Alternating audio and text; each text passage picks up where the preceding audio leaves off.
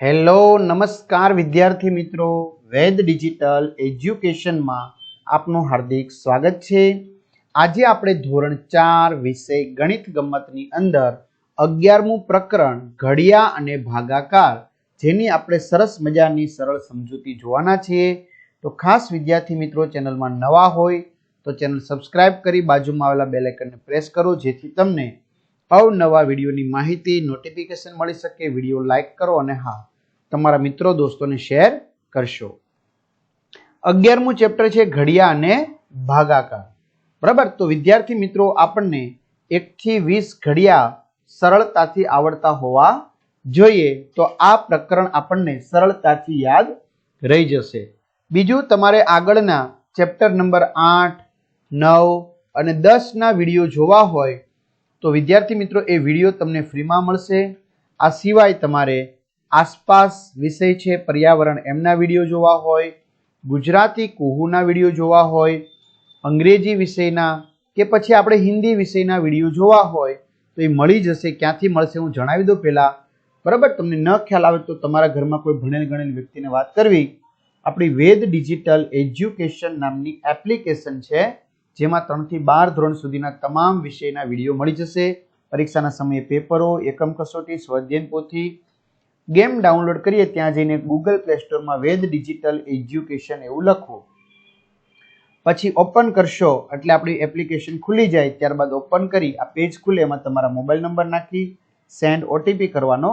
4 આંકડાનો OTP નાખશો એટલે page ખુલે, એમાં પેડ કોર્સમાં તમને પરીક્ષાના સમયે પેપરો, એક્ઝામ પેપરમાં એકમ કસોટીના પેપરો, 3 થી 12 માં 3 થી 12 ધોરણના વિડીયો તમારું ધોરણ પસંદ કરી અને વિષય પ્રમાણે પાઠવાજ વિડીયો જોઈ શકશો। ગણિત, ગુજરાતી અહીંયા આસપાસ હશે, ઇંગ્લિશ, હિન્દી, બરાબર। જે પાઠમાં તમને તકલીફ હોય તે પાઠના વિડીયો તમે સરળતાથી નિહાળી શકશો। ચાલો આગળ વધીએ। શ્યામાનો બગીચો છે, આપણે શું આપવામાં આવેલું છે ચિત્રમાં? શ્યામાનો બગીચો। શ્યામાએ પોતાના બગીચામાં સૂરજમુખી, જો સૂરજમુખી, બીજું ગુલાબ અને ત્રીજું ગલગોટો, આવે ને ગલગોટો મેં ઝૂકીને લીધો, તો ગલગોટાના રોપા વાવ્યા છે। તેણે આ રોપાને 3 ક્યારીઓમાં રોપ્યા છે, પહેલી ક્યારી, બીજી ક્યારી અને ત્રીજી ક્યારી। તેનો બગીચો આવો દેખાય છે, તેનો બગીચો આપણને આ રીતે જોવા મળે છે। તો વિદ્યાર્થી મિત્રો જુઓ, મેં કેવી રીતે આ 18 રોપા ક્યારીઓમાં વાવ્યા। તો વિદ્યાર્થી મિત્રો 1, 2, 3, 4, 5, 6, 7, 8, 9, 10, 11, 12, 13, 14, 15, 16, 17, 18। તો આ 18 જે છે સૂરજમુખી એ એક જ ક્યારીમાં વાવ્યા છે। ગુલાબ 1, 2, 3, 4, 5, 6, 7, 8, 9, 10, 11, 12, 13, 14, 15, 16, 17, 18। તો કેટલી હારમાં છે? પહેલી હાર, બીજી હાર, ત્રીજી હાર, ચોથી હાર, પાંચમી હાર અને છઠ્ઠી હાર। તો 6 હારની અંદર ત્રણેય બધામાં કેટલા છે? 3 3, તો 6 તેરી 18। અહીંયા 18 18 એક હારમાં વાવ્યા છે, અહીંયા 6 હારની અંદર 3 3 છે। હવે અહીંયા જુઓ ગલગોટો 1 2 3 4 5 6 7 8 9, એક હારમાં 9, 1 2 3 4 5 6 7 8 9, બીજી હારમાં 9, તો 2 હારમાં 9 9 વાવ્યા છે એટલે કેટલા થયા? 18।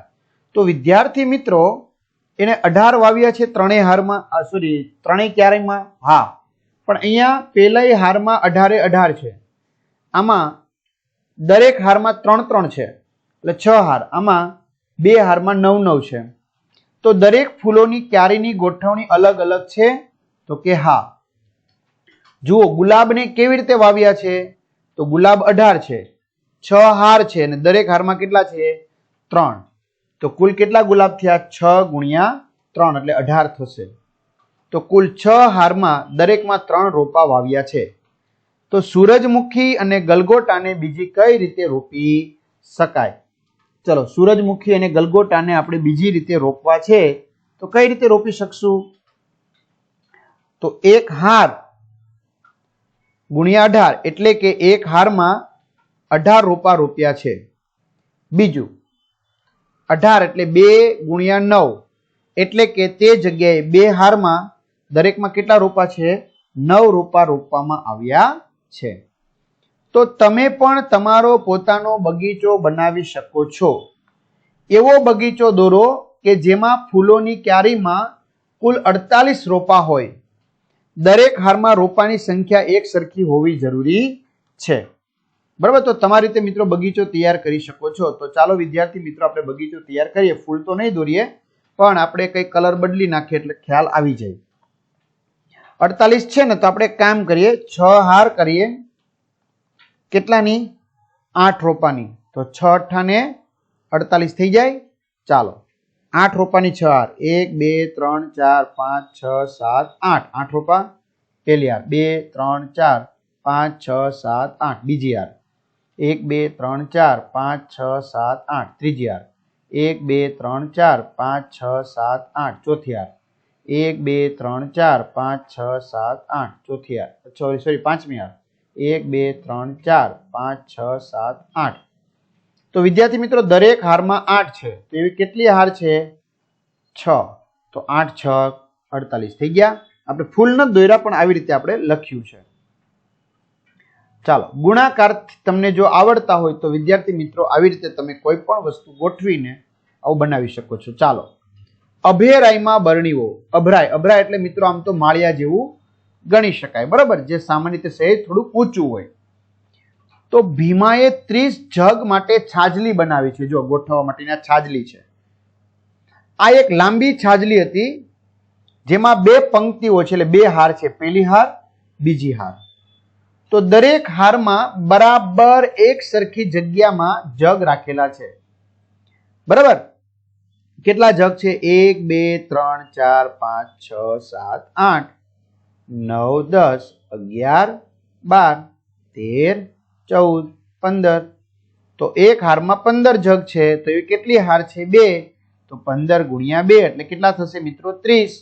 તો 30 જગ થઈ ગયા. આમ આપણે તરત આવડી જવું જોઈએ વિદ્યાર્થી મિત્રો, બરાબર, આપણે સરળતાથી આવડી જવું જોઈએ. ઓકે, શું કહે છે હવે? આગળ વધો ફરી પાછા. શું તમે બીજી કોઈ રીતે 30 જગ માટે છાજલી બનાવવાનું વિચારી શકો છો? તો હા, બીજી રીતે પણ છાજલી બનાવવાનું વિચારી શકાય. કઈ રીતે? તો સાંભળો. જો 1 જગ 2 જગ 3 4 5 6 7 8 9 10. બીજી હાર 1 2 3 4 5 6 7 8 9 10.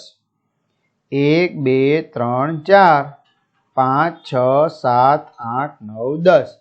તો વિદ્યાર્થી મિત્રો કેટલી હાર છે? 3 હાર છે. દરેક હારમાં કેટલા જગ છે? 10. તો 10 તેરીને 30 થઈ ગયા. તો આવી રીતે તમે વિચારી શકો છો. અથવા જુઓ 1 2 3 4 5 6. 1 2 3 4 5 6. 1 2 3 4 5 6. 1 2 3 4 5 6.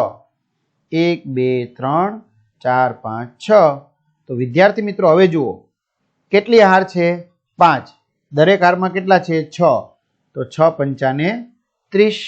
આવી રીતે પણ વિચારી શકાય. ખ્યાલ આવે છે? હાલ તમારી રીતે ગણી શકો છો. એક છાજલી દોરો, તેમાં દર્શાવો કે તમે દરેક હારમાં નાની મોટી કેટલી બરણી ગોઠવી શકો છો. તો મિત્રો આપણે દર્શાવેલી છે, બરોબર, આપણે છાજલી દોરી નથી પણ દર્શાવી દીધી છે. તે જગ્યાએ કુલ કેટલી હાર છે? તો અહીં આપણે હાર દર્શાવી છે. કેટલી હાર છે? આમાં 5. 1 2 3 4 5 હાર છે. આમાં કેટલી હાર છે? 1 2 3 હાર છે. એવી રીતે. શું તમારા મિત્રએ કોઈ અલગ રીતે છાજલી દોરેલી છે? તો હા, મારા મિત્રએ પણ અલગ રીતે શું દોરેલી છે? છાજલી દોરેલી છે. બરાબર, અલગ અલગ. મિત્રો 30 આવવા જોઈએ. જો કોઈ એક જ છાજલીમાં 30 બરણી ગોઠવી હોય, એક જ હાર હોય. કોકે 15 બરણી ગોઠવી હોય ને એવી 2 હાર કરી હોય તો પણ 30 થાય. કોકે 6 બરણી ગોઠવી હોય ને 5 હાર હોય તો બી 30 થાય. કોકે 5 બરણી ગોઠવી હોય ને 6 હાર હોય તો પણ કેટલા થાય? 30 થાય. ખ્યાલ આવે છે? તો આવી ઘણી બધી રીતે તમે ગોઠવી શકો છો. ચલો સરળ રીતો મને 7નો ઘડિયો નથી આવડતો. તો શું કે છે બંટી કે મને 7નો ઘડિયો નથી આવડતો. મને 7નો ઘડિયો આવડતો નથી. તો શું કે છે હવે ગુડ્ડુ કે મને 5 સુધીના ઘડિયા આવડે છે. કેટલા સુધીના ઘડિયા આવડે છે? 5 સુધીના. પરંતુ એક સરળ રીત પણ છે. 7નો ઘડિયો નથી આવડતો તો એની એક સરળ રીત છે. હું 7નો ઘડિયો 2 અને 5ના ઘડિયાનો ઉપયોગ કરી બનાવી શકું. 2 અને 5નો ઘડિયો. તો 2 ને 5 7. બરાબર. તો 2નો ઘડિયો મને આવડે છે, 5નો ઘડિયો આવડે છે. મને 5 સુધીના જ ઘડિયા આવડે છે. તો એની મદદથી બનાવી શકું છું. તો ચાલો બાળકો, યાદ કરવાના બદલે નવા ઘડિયા રચવાનો આનંદ માણો. આપણે યાદ નથી કરવું પણ નવો ઘડિયો તૈયાર કરવાનો છે. જો 2નો ઘડિયો, 2 એકુ 2, 2 દુ 4, 2 તીરી 6, 2 ચોક 8, 2 પંચા 10, 2 છક 12, 2 સત્તા 14, 2 અઠ્ઠા 16, 2 નવા 18, 2 દાન 10, 5 એકુ 5, 5 દુ 2 દાન 20, 5 એકા 5, 5 દુ 10, 5 તેરી 15, 5 ચોકુ 20, 5 પંચું 25, 5 છક 30, 5 સત્તા 35, 5 અઠ્ઠા 40, 5 નવા 45, 5 દાન 50. 7નો ઘડિયો, 7 એકુ 7, 7 દુ 14, 7 તેરી 21, 7 ચોક 28, 7 પંચા 35, 7 અઠ્ઠા 7 છક 42, 7 સત્યુ 49, 7 અઠ્ઠા 56, 7 નવા 63 અને 7 દાન 70. તો કેમ ખબર પડી વિદ્યાર્થી મિત્રો? ચાલો જો આપણે લખીએ એટલે આપણે આઈડિયા આવી જાય. જો 2 એકુ 2, 5 એકુ 5, તો 5 ને 2 7 થઈ ગયા. 2 દુ 4, 5 દુ 10, 10 ને 4 14 થઈ ગયા. 6 એકા 6 અને 15 કેટલા થઈ ગયા? 21. તો આવી રીતે ઘડિયો તૈયાર થઈ શકશે. ખ્યાલ આવી ગયો? ઓકે. જુઓ મેં કેવી રીતે પીળા ખાનાની બે સંખ્યાનો સરવાળો કરીને 7નો ઘડિયો મેળવ્યો. જો કોણ કે છે? આ ગુડ્ડુ છે. એ શું કે છે? જુઓ તો મેં પીળા ખાનાની મદદથી જો બીજો 2નો ઘડિયો અને 5નો ઘડિયો, 2 એકુ 2 ને 5 એકુ 5, તો કેટલા આવ્યા? 2 અને 5 આવ્યો. તો 2 ને 5 7. તો આવી રીતે મેં ઘડિયો બનાવ્યો છે. ખ્યાલ આવ્યો? હવે શું કે છે બંટી? આ તો સરળ રીત છે. હું પણ આ રીતે 7નો ઘડિયો 4 અને 3ના ઘડિયાનો ઉપયોગ કરીને બનાવી શકું. કારણ કે 4 + 3 કેટલા થાય મિત્રો? 7. તો ચાલો બંટીએ પણ 4 અને 3નો ઉપયોગ કરીને 7નો ઘડિયો બનાવ્યો છે. તો તમે એને મદદ કરો. 4નો ઘડિયો, 4 એકુ 4, 4 દુ 8, 4 તેરી 12, ચોકે ચોકે 16, 4 પંચા 20, 4 છીંક 24, 4 સત્તા 28, 4 અઠ્ઠા 32, 4 નેવા 36, 4 દાન 40. 3નો ઘડિયો બનાવો. 3 એકા 3, 3 દુ 6, 3 તેરી 9, 3 ચોક 12, 3 પંચા 15, 3 છક 18, 3 સત્તા 21, 3 અઠ્ઠા 24, 3 નવા 27, 3 દાન 30. તો ચાલો વિદ્યાર્થી મિત્રો બનાવો. 4 + 3 કેટલા થયા? 7. 8 + 6 કેટલા થશે? બોલો બોલો 14. અથવા તો 7 દુ 14. આમે ખબર પડીએ? 12 + 9 કેટલા થશે? 21. 16 + 12 કેટલા થશે? 28. 20 + 15 35. 24 + 18 કેટલા થશે? 42. 28 + 21 કેટલા થશે? 49. 32 + 24 કેટલા થશે? 56. 36 + 27 કેટલા થશે? 63. અને 40 + 30 કેટલા થશે? 70. તો આ રીતે પણ બની ગયો. ચલો 12નો ઘડિયો લખવા કયા બે ઘડિયાનો ઉપયોગ કરશો? તો મિત્રો 12નો ઘડિયો લખવા માટે 7નો ઘડિયો અને 5નો ઘડિયો. 7 ને 5 કેટલા થાય? 12 થાય. અથવા તો 2 વખત કોનો ઘડિયો લેવાય? 6નો ઘડિયો પણ લેવાય.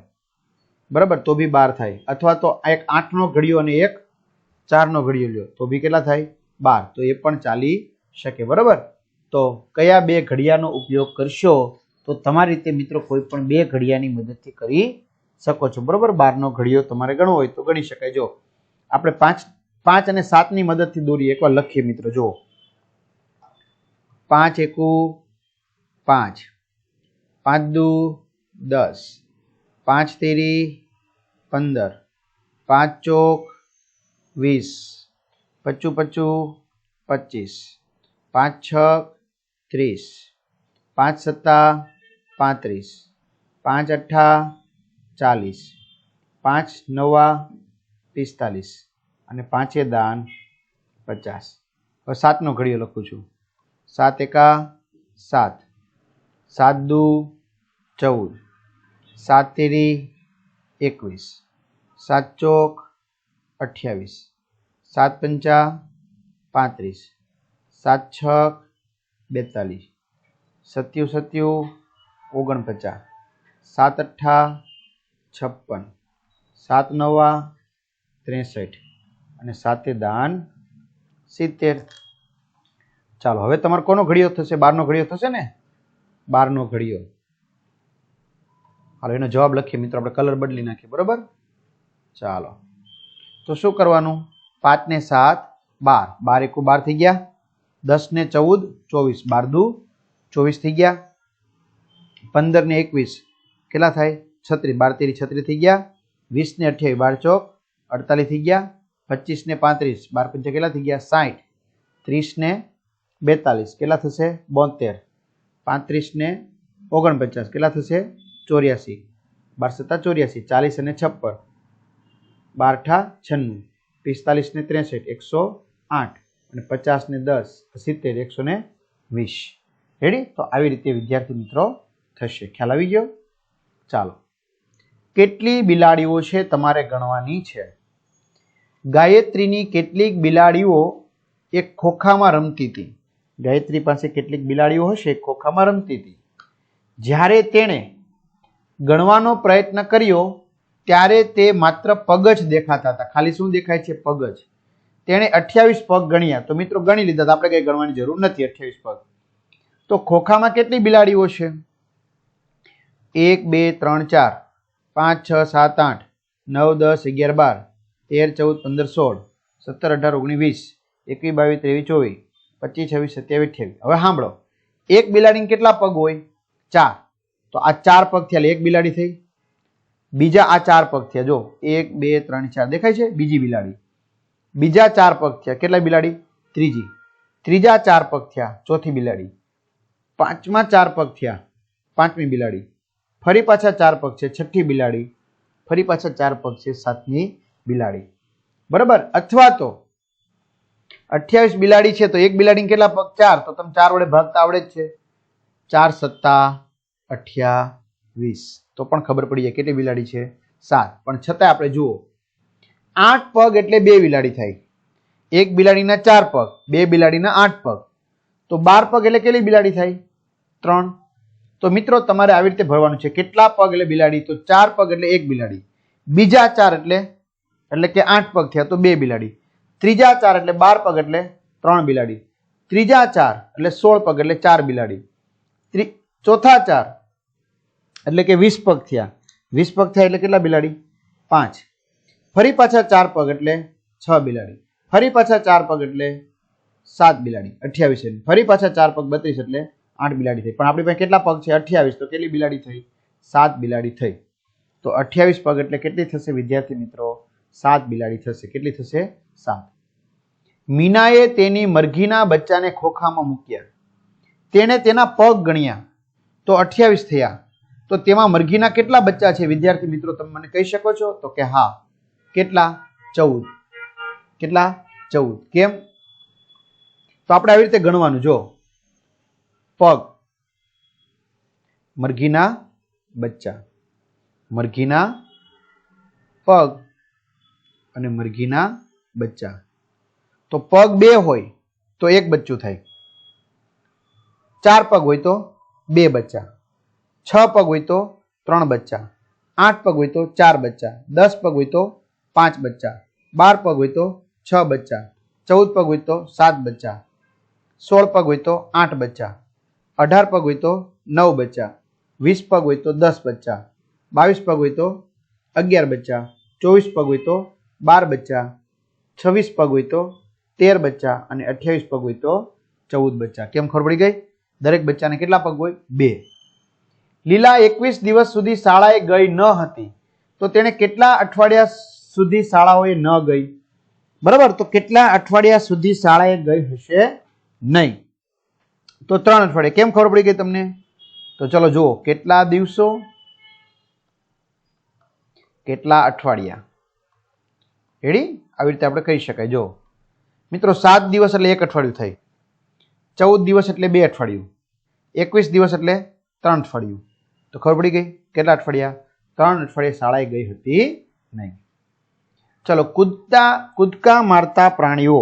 કોની જે વાત કરવાની છે આપણે? કૂદકા મારતા પ્રાણીઓની. શું તમને ધોરણ 3 ના ગણિત ગમ્મત પાઠ્યપુસ્તકમાં આવતા કૂદકા મારતા પ્રાણીઓ યાદ છે? હા, તો મિત્રો એની ચર્ચા આપણે પછી કરીશું. અહીંયા સુધી રાખીએ.